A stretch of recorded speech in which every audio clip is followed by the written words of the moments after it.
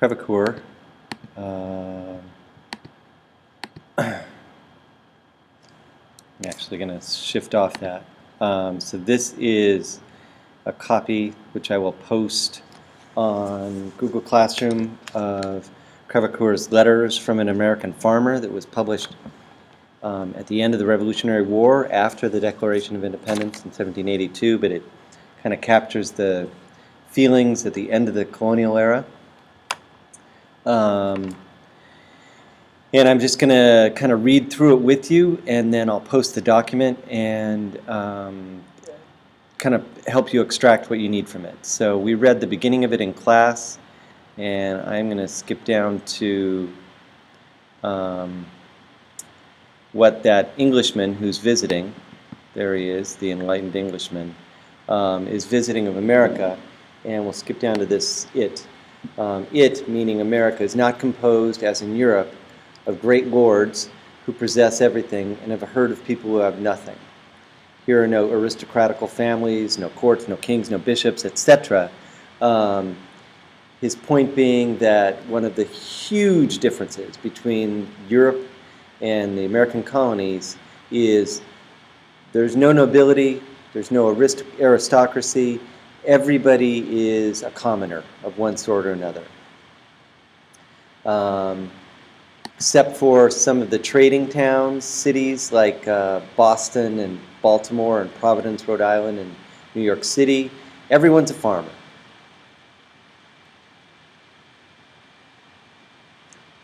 This section,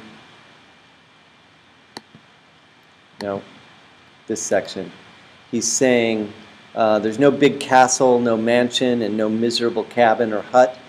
Everybody lives in somewhat sort of the same style of houses. I think he's exaggerating, but you get the point that the meanest of our log houses, meanest in this case meaning the lowest end, the cheapest, is more suitable to live in than the huts of Europe. The only titles we have are lawyer or merchant. There are no knights or sirs or lords or counts or anything like that. Okay, skipping down. So that's kind of point number one. The second point is, where did all these people come from? And you've already seen this. Come from everywhere in Europe. So he writes about, English, Scotch, Irish, French, Dutch, Germans, and Swedes. Skipping down more. In this great American asylum, the poor of Europe have by some means met together. So he's saying, and what are their countries? And his argument is that most of them really had no country because they had no stake in the place they come from. No bread for him, whose fields, he didn't own his land in Europe. He might have worked as a tiller of the soil, but it would have been for somebody else, that the laws were more severe. It could be thrown in jail for all sorts of things. They had no ownership of anything. That these people couldn't be considered to really have had a country. And here in America, I don't know why that is opening. I apologize. Don't download that. I'm not retaping this, so we're just going to have to live with this. Oh, I know why it's opening. It's because my phone is charging. Sorry about that. Anyway, they come here and they have new laws, a new mode of living, a new social system, and they become real men, independent. And I'm going to skip down. These new laws, they come from the government that is kind of run by the people themselves, which is not something that existed in Europe. So you go all the way down. So he says, here individuals of all nations are melted into a new race of men, whose labors and posterity will one day cause great changes in the world. So he is foreseeing that the Americans are going to form into this new identity and be very powerful in the world. And then you skip down some more, and he kind of sums it up. The American is a new man who acts upon new principles, new ideas, new opinions. From involuntary idleness, servile dependence, and useless labor, he has passed to toils of a very different nature. This is an American. I don't know how much sense that makes. Hopefully you could have pulled out at least 3 things that Crevecoeur points to explain like how an American identity was developing. We can talk about it more in class on Friday, but that's the first thing. Let's get to the PowerPoint now.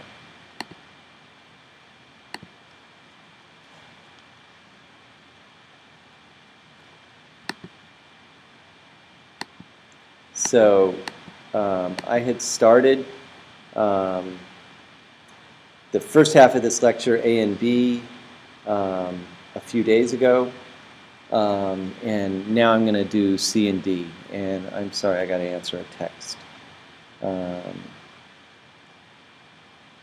Hi, honey, recording, lecture, home, by 4:15. Sorry for that interruption. Okay. So I want to recap. By the end of this, you should understand why the colonies rebelled. You should be able to explain whether you think it was primarily political or economic, and if you don't have a strong opinion, be able to give both arguments. You should understand why British control was loose and why it eventually tightened. In fact, that one you should already be able to answer from the last lecture. You should decide the 3 most important events leading to the revolution. You should decide what each side wanted and who was more reasonable, and if Britain could have prevented the revolution with different policies. I'm not sure you're going to answer the last 2 bullets with this lecture, but at least get you thinking about it. Okay, so we're going to pick stuff up after the French and Indian War, and the issue is, was taxation of the colonies reasonable or not? From the reading, you got this fact that the average Englishman paid about taxes of about 26 shillings per year, and the average colonist paid taxes of about 1.5 shillings. So it was not even close to being comparable. Taxes were much higher in England. There's going to be a series of taxes. After the war, which ends in 1763 or so, the Sugar and the Stamp Act are going to get passed, and they're going to kind of start all the trouble and get the colonists riled up. And those are maybe the most significant ones. Going to be attempts to work it out, passage of some new ones, the Townshend Acts, then the passage of the infamous Tea Act in 1773, the Intolerable Acts, or also called the Force Acts, in 1774, and that's it. Somewhere between those 10 years, in 1764, the colonies were basically happy being colonies of England. 10 years later, by a narrow margin, they decided to rebel. Not everybody wanted to rebel, but enough did that they decided to break away. What happened in those 10 years and the way England handled it kind of causes this shift away from pretty happy colonists to ready to fight for independence. Let's see what they are. The Sugar Act. You have to understand the difference between an external tax and an internal tax. An external tax is something that when a good or product comes into the colony, it gets taxed. So it's a tax on an external product. An internal tax is going to be when you tax something that's entirely within the colonies. The Sugar Act is external. It's a tax on sugar imports, and the colonists are somewhat upset. The reality was that there had been a previous tax on almost the exact same stuff called the Molasses Act. And the Sugar Act actually lowered the tax, but it was going to cause better collection. And I'll talk more about that in a second. The Stamp Act passes a year later. And you should remember from your reading and from the previous lecture, why did the British start passing all these taxes and acts? What did they want out of it? The Stamp Act is an internal tax. It is a tax where you had to get a stamp on official papers. Like if you wanted to sell a newspaper, you had to get a stamp on it that you had paid the tax. If you wanted to file a lawsuit or do a will or some kind of legal paper, you had to get a stamp on it to prove that you paid the tax. So it's a tax on official business, and that's why it's called the Stamp Act. A key thing here is they changed the laws to say that people who were breaking colonial laws, trying to evade taxes, for example, were going to be tried by the Royal Navy, not by the local juries. So the Royal Navy can catch and try smugglers, not a local jury trial. This is a huge change, as you may know, because what was a big deal in the colonies was smuggling. That salutary neglect, where there were all these rules around limiting trading, existed, but they weren't very well enforced. If you think of in your own life, there may be a lot of rules that you have, family rules, school rules, laws, but if they're not enforced, and you can get away with doing it very easily, it's as if there's no rule there. So the enforcement, this aspect of it, especially of like the Sugar Act, really goes after the smugglers. And the smugglers are often the very rich merchants in society. I think I said it in the last one. There's not really a distinction between the leading men of Boston, Baltimore, Philadelphia, and New York, the big trading cities, and smugglers. If you were a big leading man who made a lot of money as a trader and merchant, you were almost certainly smuggling. So what's the colonial reaction to this? It really starts the process of the colonies thinking less like they are 13 individual countries or little colonies and more like one united thing. So they meet they have a meeting called a Congress. That's what the original meaning of the word Congress is.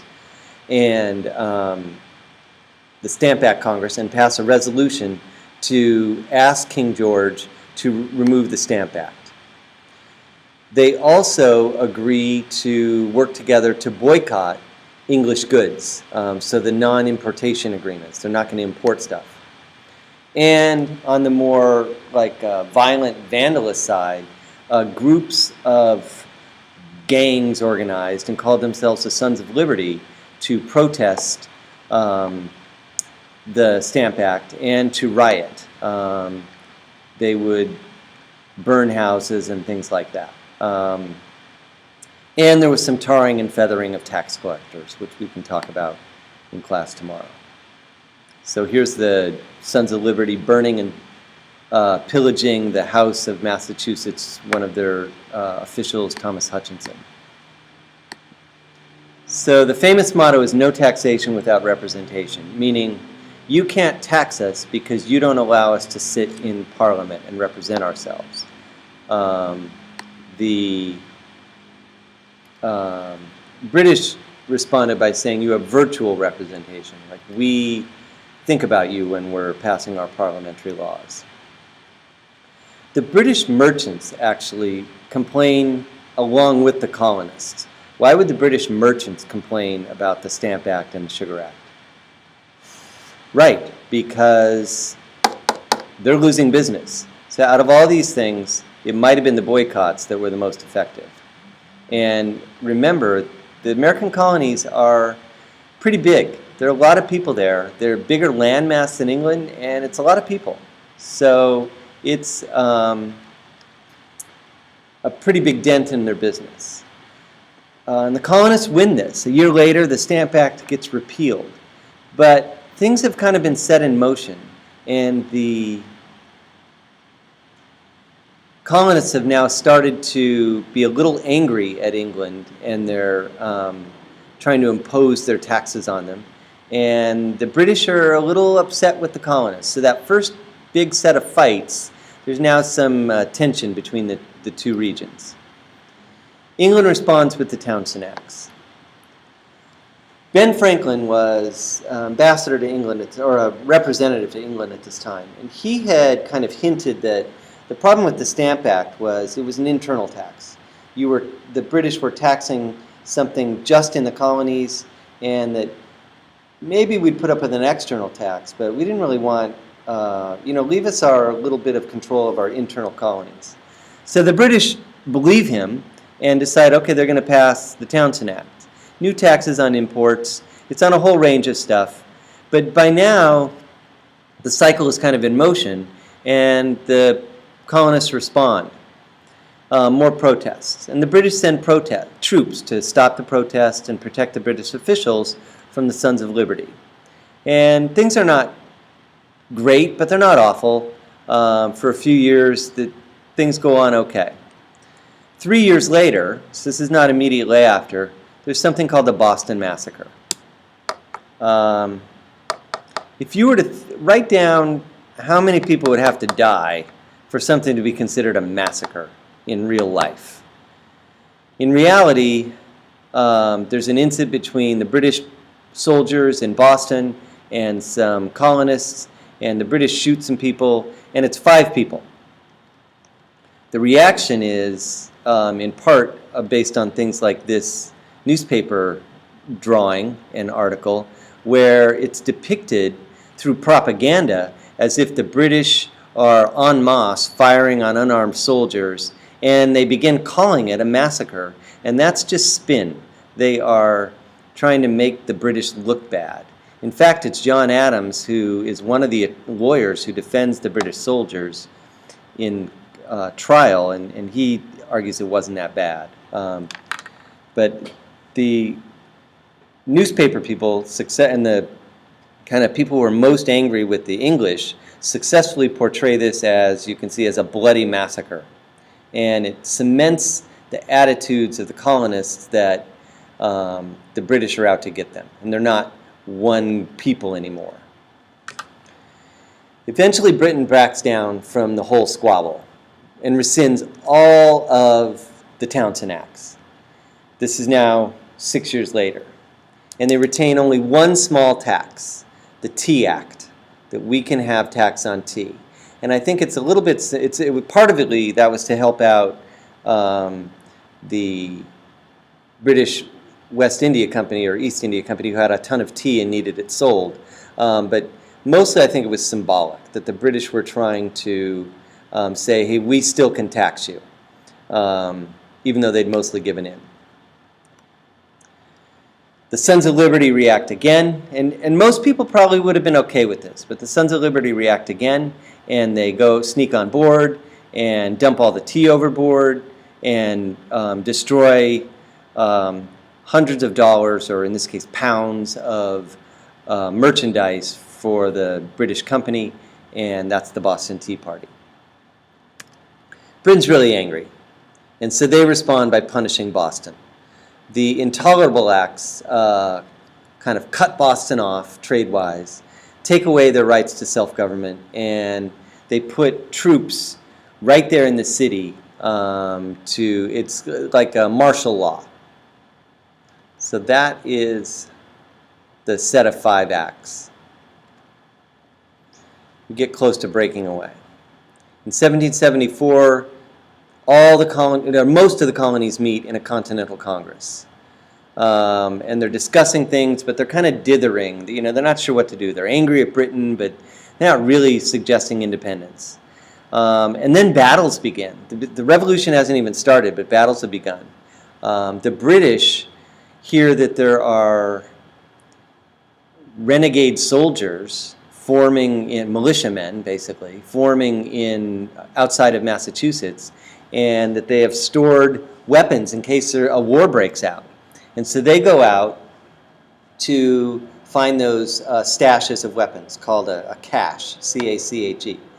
And that's the first battle of Lexington and Concord, where Paul Revere warns the militiamen that the British are coming, and the British, and they actually have a skirmish, a small battle, where the British and the colonials fight. Has the Revolutionary War started? It's definitely a battle, but can you have a battle and not actually, just it's like an argument? Maybe. And then there's a real battle, the Battle of Bunker Hill. I'll talk a little bit more about that in class, but That's going on. And so the colonies decide to meet again in 1775, 1776, and this is a more real Congress, and they try to resolve things peacefully. They send a petition to England called the Olive Branch Petition, where they say to the king, Parliament is ticking us off, but we are still your loyal subjects. If you would get Parliament to back off, stop treating Boston so poorly, we will be your happy little colonists again. England doesn't buy it, is mad and uncooperative, and they just throw out the petition without even really considering it. Congress, having been rejected in their peace effort, is unsure what to do. Some want to break away and declare independence, others don't. And then the final straw. A man named Thomas Paine, who is an English immigrant who has recently come to the States, publishes a pamphlet called Common Sense, which becomes probably the first big, huge bestseller in American history. He alters the debate. Before him, the debate was, can we as English colonists figure out how to settle this disagreement and this argument between our mother colony, our parents, in England? He says, well, it is common sense that we are 3 times the size of England.